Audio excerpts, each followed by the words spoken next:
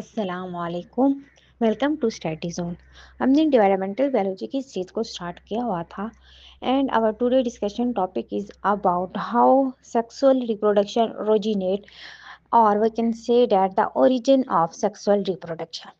तो अगर हम इनके ओरिजिन की बात करें तो सबसे पहले जो सिंपल सेक्सुअल रिप्रोडक्शन है वो ओरिजिनेट हुई सिंपल एल्गी या प्रोटिस्ट थे।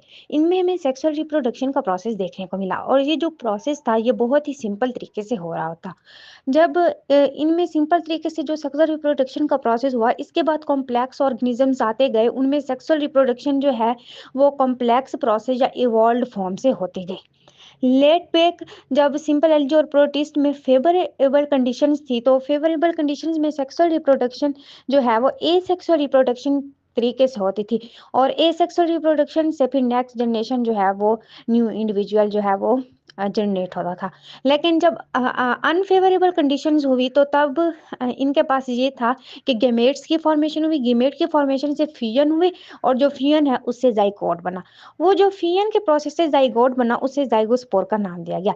लेट बैक जब इन्हीं फेवरेबल कंडीशन में जब यही जाइगोस्पोर जो है वो उसको फेवरेबल कंडीशंस दी गई तो वो जर्मिनेट हुआ, उसने ग्रो किया और न्यू इंडिविजुअल ऑर्गेनिज्म जो है उसकी फॉर्मेशन हुई। तो इस तरीके से जैसे कि हम क्लैडोमोनास या यूलोथेरिक्स में बात करते हैं तो इनमें इस तरीके से जो रिप्रोडक्शन का प्रोसेस है वो हमें देखने को मिलता है। अच्छा, अगर हम एसेक्सुअल इनमें स्पोर्ट्स की बात करें तो इनमें मौजूद एसेक्सुअल स्पोर्ट्स को जू स्पोर्ट्स का नाम दिया जाता है और जो इनके सेक्सुअल स्पोर्स होते हैं उन्हें जाइगोस्पोर्स का नाम दिया जाता है। और इनके अंदर जो इनका एडवांटेज है वो ये है कि ये जो स्ट्रक्चरली ये दोनों जाइगोस्पोर और जू स्पोर्स सिमिलर होते हैं। अर्ली सेक्सुअल रिप्रोडक्शन की बात करें तो इसमें जो है वो आइसोगेमस थे। इनके स्पोर्स यानी iso mean same and games mean again marriage. Fusion हुई मेल और फीमेल गेमिट्स के दरमियान और तब जाके सेक्सुअल रिप्रोडक्शन का प्रोसेस हुआ और न्यू इंडिविजुअल की फॉर्मेशन हुई। नेक्स्ट अगर हम इनमें प्रीमिटिव सिंपल सेक्सुअल रिप्रोडक्शन के प्रोसेस को देखें तो जो दोनों गेमेट्स थे वो सिमिलर थे स्ट्रक्चर या मॉर्फोलॉजी में, इसीलिए इनके दरमियान किसी भी तरह का कोई डिफरेंस नहीं पाया गया था। गेमेट्स जो हैं उनको मेल या फीमेल गेमेट्स में क्लासिफाई नहीं किया गया था। लेकिन जैसे एवोल्यूशन हुई और एवॉल्व कॉम्प्लेक्स सेक्सुअल रिप्रोडक्शन जो है उसका आगाज हुआ तो उनमें जो गेमेट्स थे वो साइज, मॉर्फोलॉजी और फिजियोलॉजी के लिहाज से डिफरेंस थे। तो इस लिहाज से जो गीमेट्स हैं उनको क्लासिफाई किया गया था मेल और फीमेल गीमेट्स में। यहाँ पे फिर हमें कंडीशन ओगैमी देखने को मिली। ओगैमी कंडीशन ऐसी कंडीशन होती है जिसमें जो मेल गेमेट और फीमेल गेमेट के दरमियान डिफरेंस पाया जाता है। फीमेल और मेल के दरमियान गेमेट के दरमियान डिफरेंस किस तरह से पाया जाता है कि जो मेल गेमेट का साइज होता है वो स्मॉल होता है और जो फीमेल गेमेट है उसका साइज जो है वो लार्ज होता है।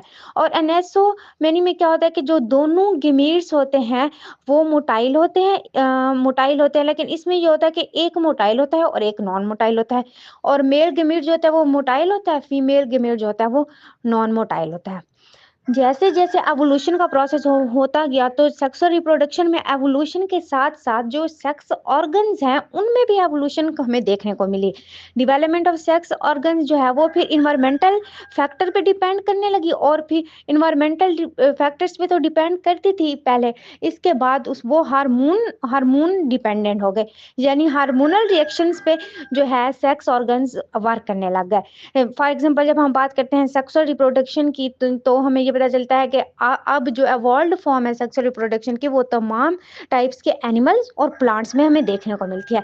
फॉर एग्जांपल हम क्लैडोमोनास की हमने पहले भी बात की, इसमें हमें तीनों तरह की कंडीशन आइसोमेनी, अनेसोमेनी और ओगैमी तीनों तरह की कंडीशन जो है वो देखने को मिलती है। इसी तरह से अगर हम आइसोगेमी की बात करें तो इनमें हम पहले भी कहा कि जो इसमें मेल का साइज होता है वो गेमेट का वो स्मॉलर होता है और जो फीमेल का साइज होता है गेमेट का वो लार्ज होता है। इनमें मोटेलिटी की बात करें तो दोनों मोटाइल होते हैं। समटाइम्स ये होता है कि एक मोटाइल होता है और एक नॉन मोटाइल होता है। तो इस तरह से जो है सेक्सुअल रिप्रोडक्शन का ओरिजिन हमें देखने को मिला या सेक्सुअल रिप्रोडक्शन जो है वो ओरिजिनेट हुई। आई होप सो कि आपको इस लेक्चर की क्लियर अंडरस्टैंडिंग हो गई होगी। इससे रिलेटेड आपको कोई भी क्वेश्चन हो आप मुझसे कमेंट बॉक्स में पूछ सकते हैं। Thanks for watching my lecture.